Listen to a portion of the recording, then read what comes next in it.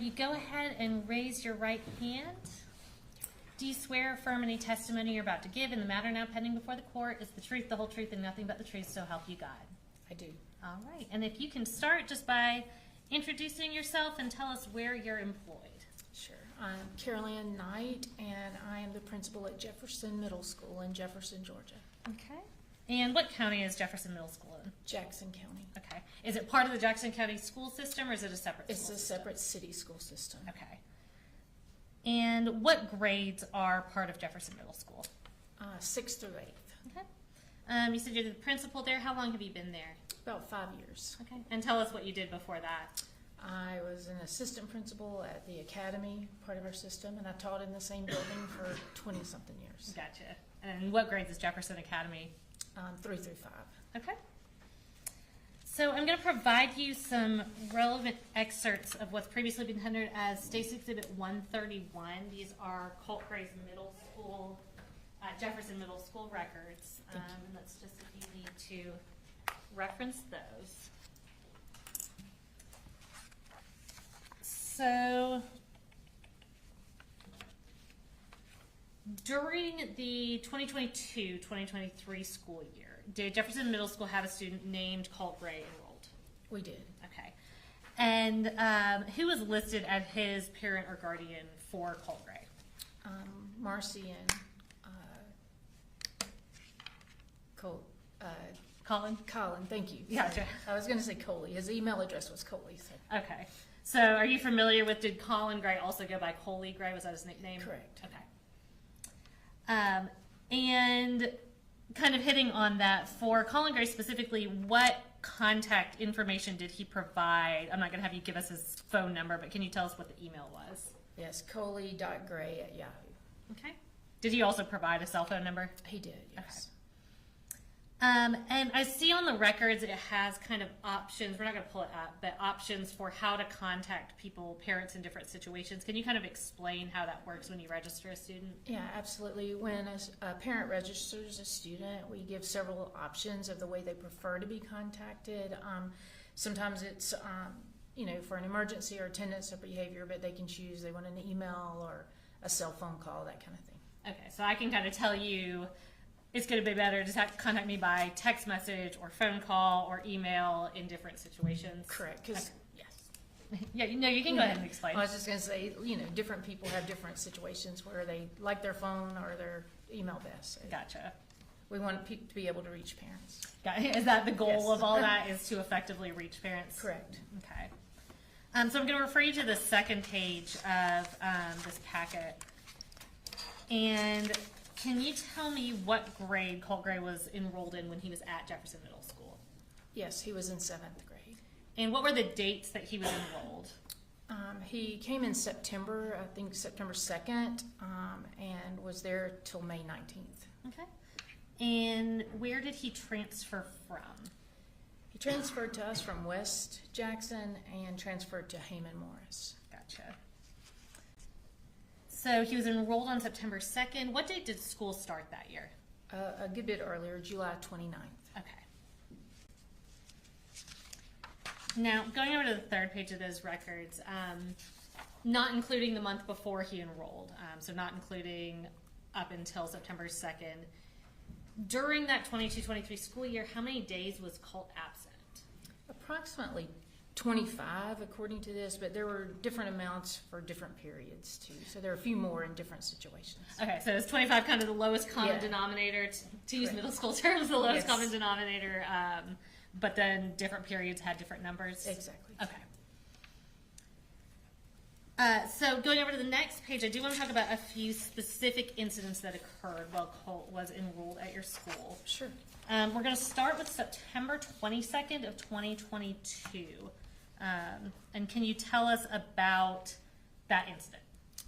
Yes, there was a situation where he went into actually 2 different restrooms and used markers, and I think a pink marker. He defaced some chalk pens to do graffiti and different things. They were on the walls, the stalls, the toilets, and just sort of destroyed the bathroom that way. Okay, so this was a little under 3 weeks after he started at the school? Correct. Okay.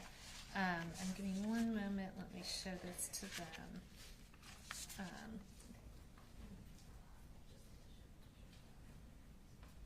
We're going to pull up,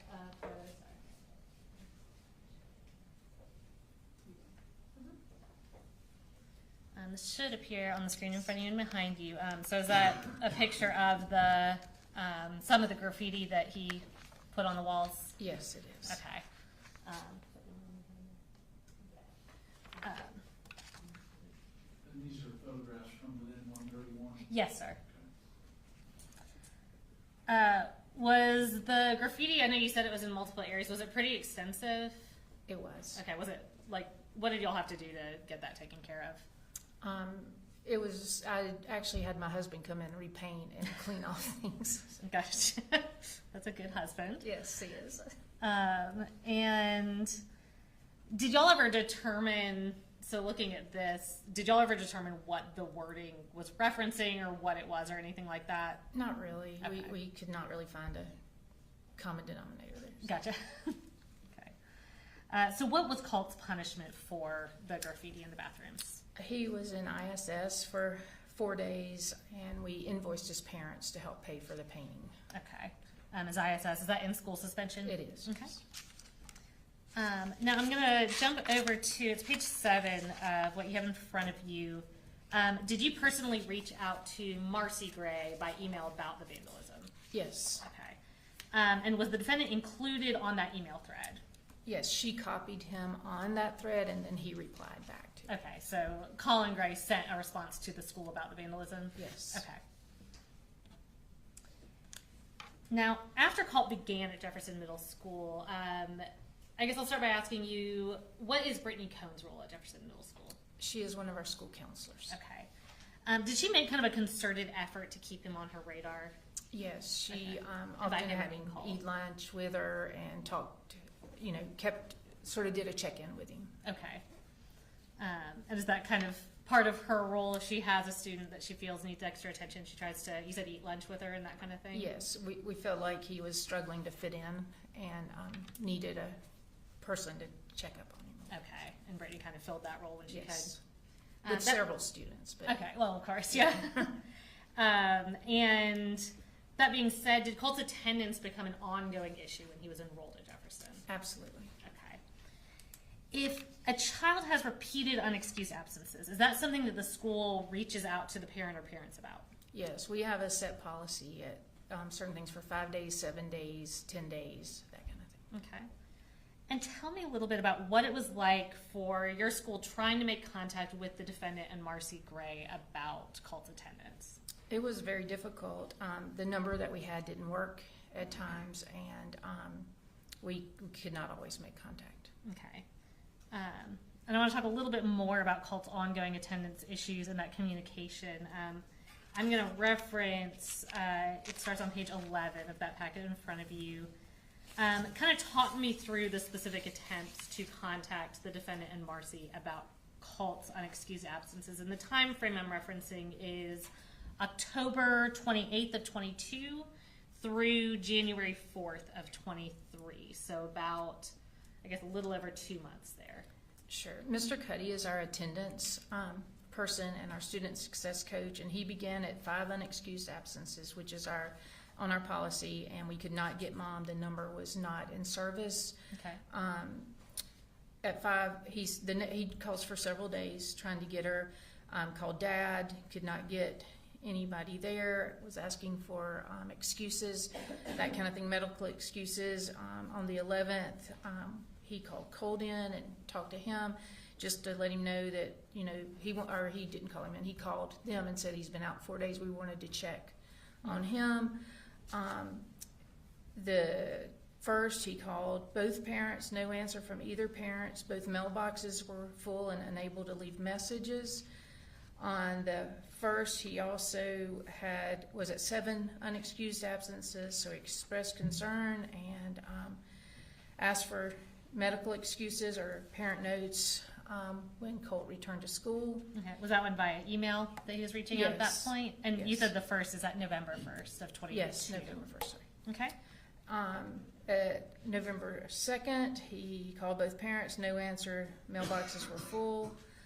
The 2nd, he provided all the unexcused dates, requested medical excuses again by Friday at the latest. Okay, so this is November, sorry to cut you off, that's November 2nd, so we're about 2 months into, or right at 2 months into Colt being enrolled in your school. He's at 7 unexcused absences? Correct. Okay, you can continue.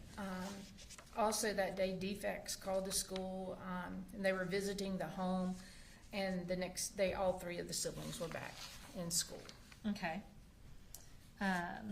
And I guess that was, you said, on November 2nd. Correct. And a few days later, starting on November 7th, what was going on with Mr. Cuddy trying to get a hold of them? So he received a September 29th note for the 5-day review there. Also, going down to the 7th, have to call and have a conference with parents. He called both parents. Both lines resulted in a busy signal, and we could not get through. Okay. You said that's y'all's policy. Once you get to 7 unexcused absences, you want to meet with the parents. We require parents to come in and meet with us so we can provide support and figure out a way that we can work together to have a student be in school. Gotcha. And you said he was not able to get in touch with either of them? We were not at that time, no. Okay. And then moving forward to, I think, November 9th of 22? And it continued for several days that we could not get through. He asked our registrar to call and try to get through. And then defects was involved again on the 14th, trying to get in touch with mom. Okay. And what notable incident were y'all alerted to on November 14th of 2022? That mom and the younger siblings were moving back to Fitzgerald, but Colt was staying with his dad. Okay. And then also on November 14th of 2022, tell me what else happened that day.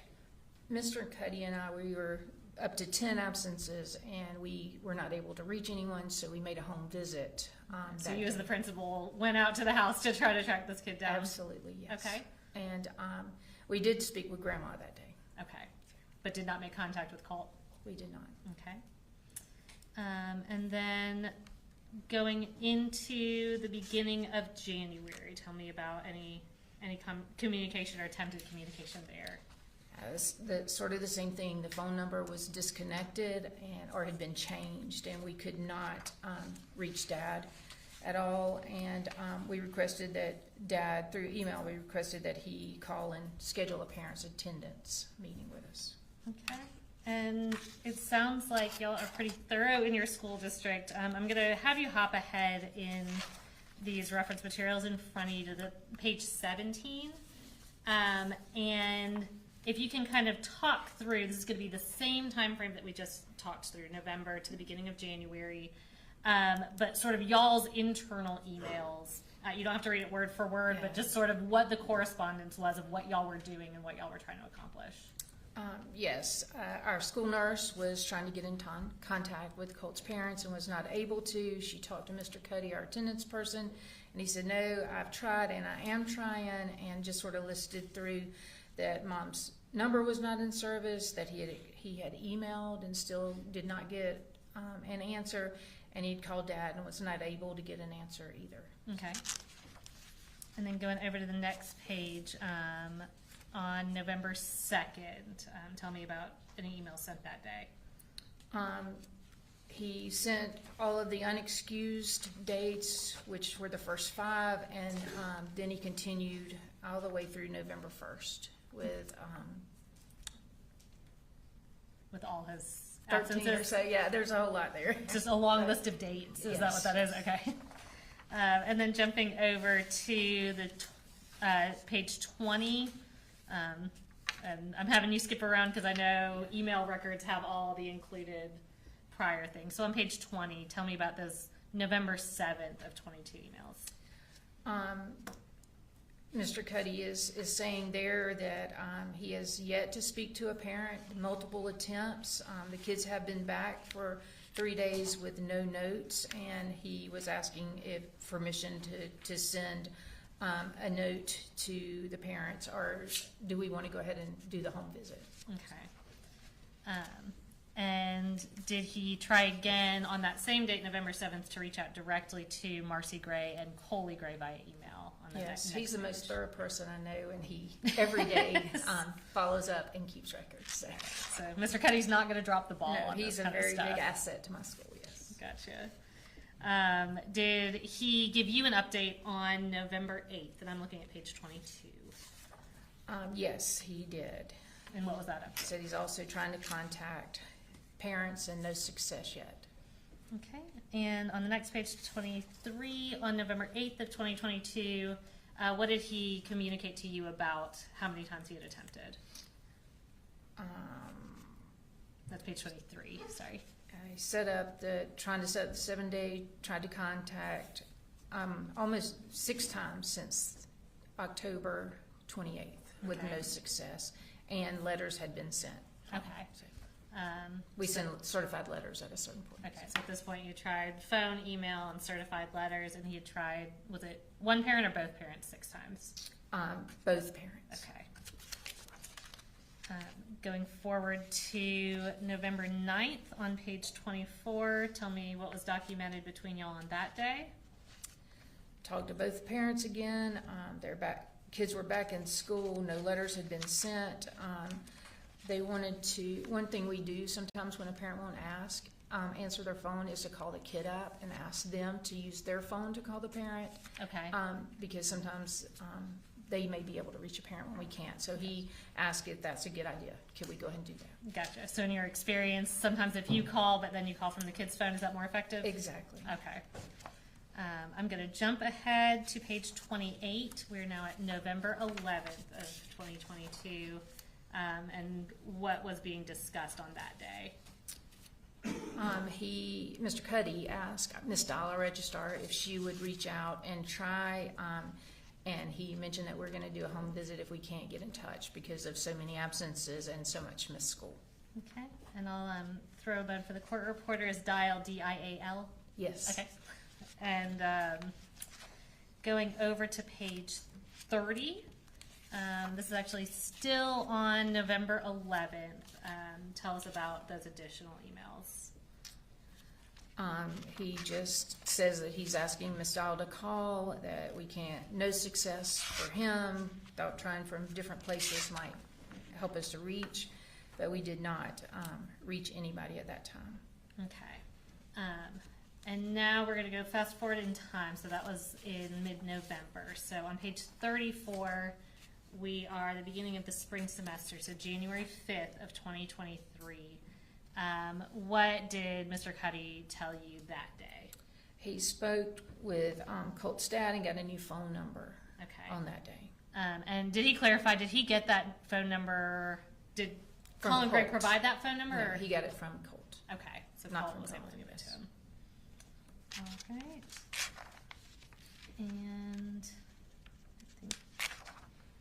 And so once he had that phone number, was an in-person meeting set up finally with the school administration and Yes. Colin Gray. It was. Okay, and just for a reminder, since we just talked through a bunch of stuff, at that point, y'all had been notified that Marcy Gray and the other kids had moved out, so Colin was the custodial parent? Yes. Okay.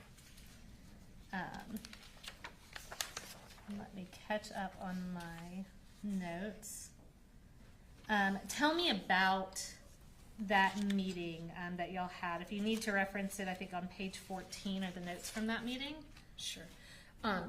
We talked about a recent divorce. We talked about grades. We talked about attendance, tutoring times. We had our social worker be part of that conversation so we could offer some counseling services and things that we felt might be beneficial to Cole. Okay.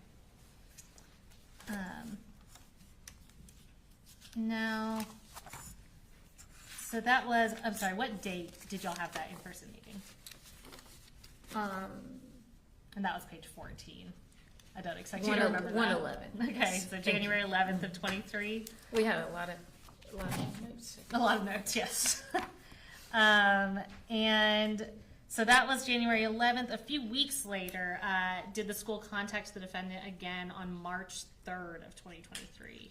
Yes, we did. There was some situation where Colt was not doing the work we needed him to do in class. He was on his computer and was very disrespectful to the teacher when she asked him to get off. Okay. And that was communicated to Colin Gray? Yes. Okay. So that was in March. As we're going forward in May of 2023, was it being documented that Colt's absences were once again a problem? Yes. And what was documented about that on the contact log? And I'm looking specifically at May 17th. And that's on page 15. I'm sorry, say that page number. Page 15. Okay. I was going to speak from memory, but I prefer to go by what Can't I hurt. wrote down here. We talked about Dad, and our Colt said he had some kids had said something to him, that kind of thing, and Dad was telling us some names. He and Mr. Cuddy had talked about that and was able to get a few names so we could take care of that situation. Okay. And that was kids picking on Colt? Yes. Okay. And y'all got the information from Colin Gray and addressed that with the kids in a way that you felt was appropriate? Oh, yes. Okay. Now, during the same time, did it become apparent that Colt was skipping school? Yes. When we called, Dad said that he didn't know that Colt was not at school, and Colt said he had missed the bus and was just skipping and staying home. Okay. Now, earlier you testified about notifying parents in different ways, kind of whatever way is going to be most convenient and effective for the parent, that the parents opt into. Is that right? Yes. So anytime Colt was absent from school, would Colin have been notified in his preferred method? Absolutely. Okay. I don't have any other questions for you, Mr. Berry, or Mr. Hobbs may have some for you, though. Sure. Okay. And ma'am, you can hold on to those papers. I just have a couple Okay. questions about the logs. Yeah, absolutely. All right. So the school received some type of information in November that the family was going through some changes. Is that correct? Mom and Dad were separated, and kids were being separated, Yes. and they were going to be moving to different locations. Correct. All right, so based on the information you had, Mr. Gray would be staying at your school with Colt, and the other part of the family would be heading down south. Correct. Is that right? Okay. And I imagine the school probably sat down with Colt under the circumstances and had some discussions with him about that, I'm sure there were conversations, yes. just to check on his well-being. Yes. And you said that, obviously, the semester probably ended towards the end of the year, middle December, towards the end of December. Is that right? Correct. So the new semester would have started in January. Yes. So that would have been after the parents had separated, Correct. based on the knowledge that you had at that time, obviously. You probably didn't drive out there and check to make sure everyone had moved. Right, right. So on January 5th of 2003, is there a notation in the log about Mr. Cuddy speaking with Mr. Gray?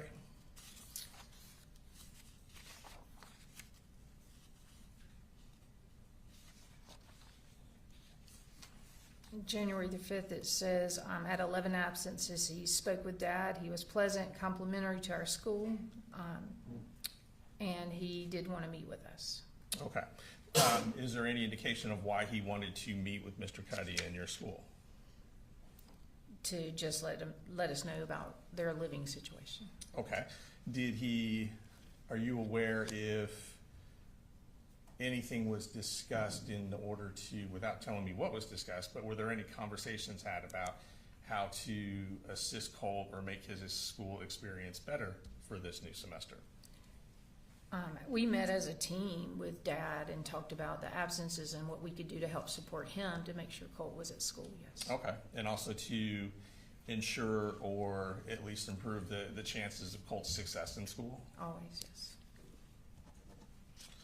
And did that meeting in fact happen on January 11th of 2023? Yes.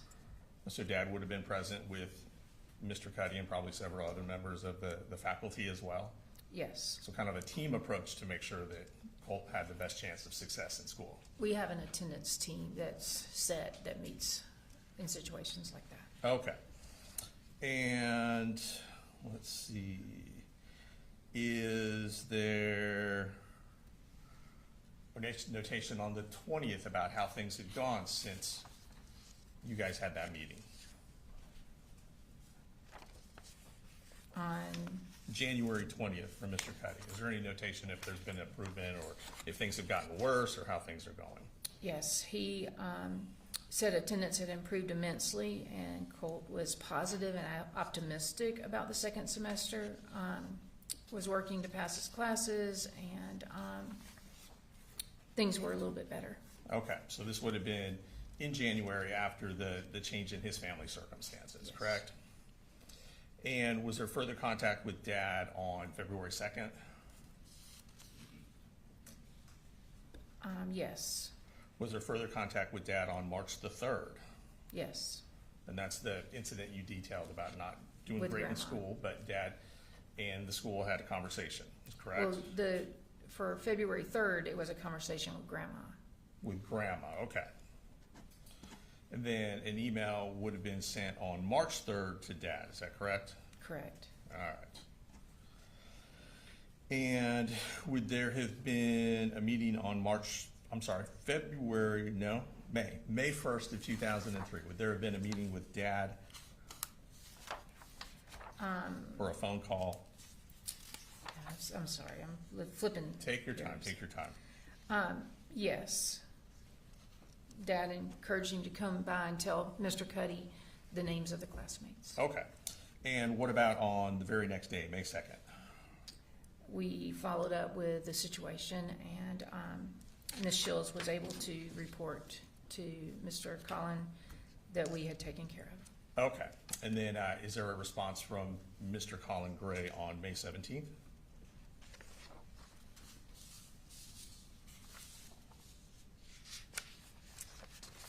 Yes, after a couple of emails on the 17th about absences again and the phone number being invalid, Right. he reached back out to Mr. Cuddy. And did he come in and meet with you at some point that day or the next day? Yeah, he asked to speak with our counselor, but Okay. we spoke instead. Okay. All right. Thank you, ma'am. No further questions. Thank you. Any redirect? Just briefly.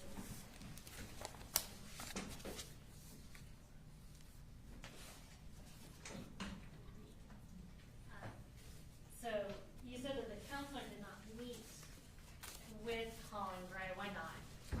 She felt that it was a sort of a weird request because he said he only wanted to meet with her, and she did not feel comfortable doing that. Okay.